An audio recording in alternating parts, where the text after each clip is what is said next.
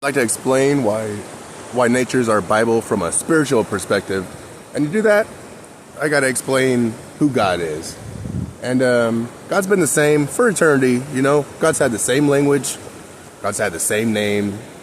God's been exactly the same before they created this reality. And even now, you know, their words have existed before they created this reality. Before human speech existed, their words existed. Before human writing existed, their words existed. You know what I mean? And the Word of God is something that's existed for eternity, you know, before this reality even existed.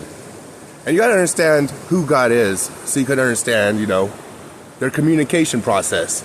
They've existed forever by themselves as an element of eternal consciousness, you know, eternal consciousness, God's eternal consciousness.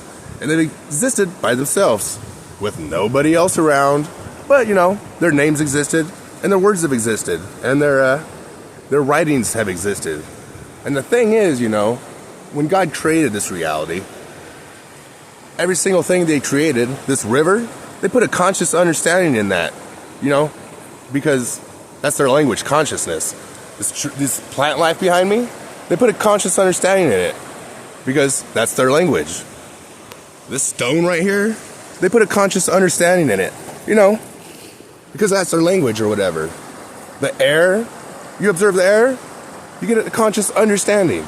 Every single thing God created, they put their words in it, you know? They put their words in everything they created, and their language is consciousness. Because, I'll just say it again, they've existed forever by themselves, and their language has existed forever. And since God is, you know, eternal consciousness, their language is conscious thought. And now it may not make any sense because, you know, there's no human words or there's no human writings. And how can there be words without, you know, stuff that us humans created or whatever? But the simple thing is, you know, like this stone right here. See this stone? This stone teaches you about eternity and all kinds of other stuff. This plant life teaches you about shit. This water teaches you about shit, you know? And the more understandings you have in your meat mind, the more conscious understandings you have within your mind, you know, the more things you can figure out, the more questions you can answer. And it's really simple, you know? It's like a natural education. Think of it like God's education that God gave for us, you know, to strengthen our minds naturally, instinctively. We observe everything God created. We gain the conscious understandings that God placed in their creation.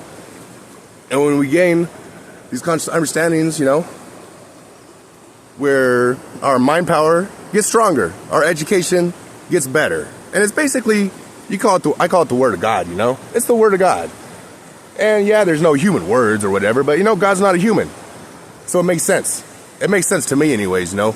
Because I've studied the Word of God, so, you know, I'm highly educated in it, so things just make sense to me, you know? But the thing is, you know, God's eternal consciousness. That's the simplest way to explain who God is. Eternal consciousness, you know?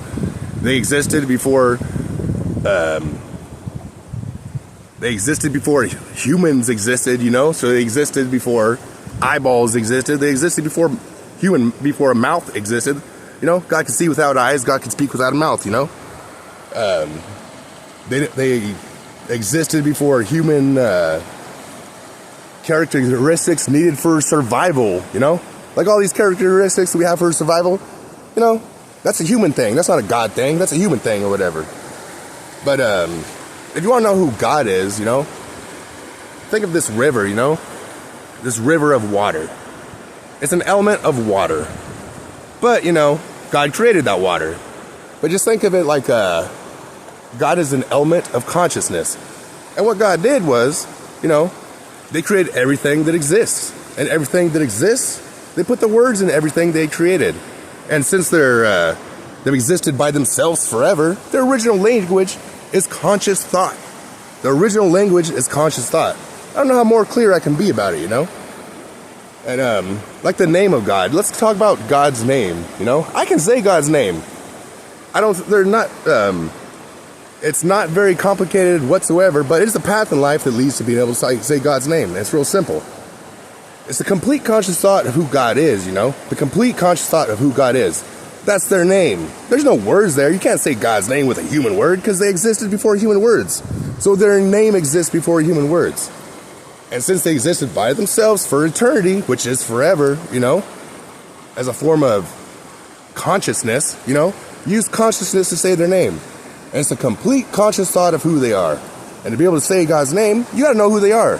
It's just as simple as that. You can't just read a book and be like, oh, I'm going to say God's name now because, I read this book or whatever. No. You have to study God's creation. You have to gain all the understandings they put in their creation. And once you do that, you can ask yourself questions like, who are you, God? Do you exist, God? And ask all kinds of different questions about God. And then when you get the conscious thought of who God is, have that conscious thought. Have that thought. That thought of who they are, that conscious thought of who they are, that conscious thought of who God is, that's their name, In any case, I don't think I have to explain to you why it's important to be able to say God's name, You know that's important. Everybody knows it's important. But in any case, just understand who God is, And you can understand why nature is our true Bible, We're able to observe, and then we understand from our observations, we understand things, and then we meditate on our understandings, and we ask ourselves questions, and it grows into knowledge. It's real simple.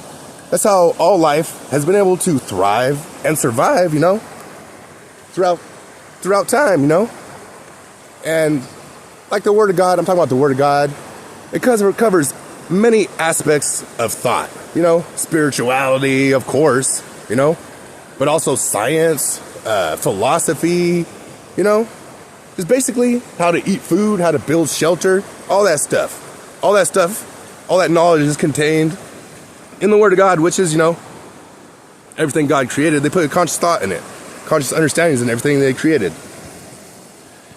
In any case, learn who God is, Have that conscious thought of who God is, because that's their name. I'm going to do it right now. Watch this.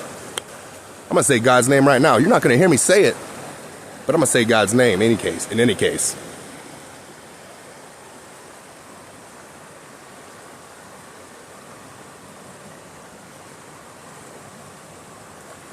You see that? You hear what I said? Did you just hear me? I just said God's name. Did you hear it? Of course you didn't hear it.